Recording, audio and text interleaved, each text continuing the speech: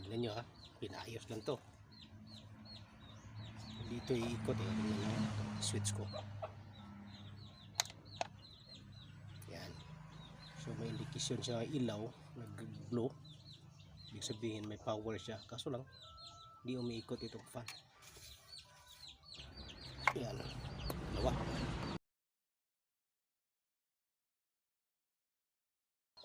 Okay, so madaliin na lang natin. Tapos ko muna.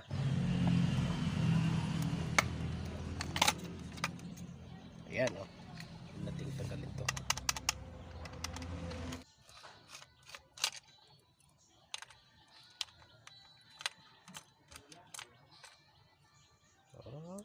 Ay, natanggal pala itong ano niya eh, itong wire niya, kaya pala hindi nag-charge. Hinangin to. Tapos ko nang nahinang to.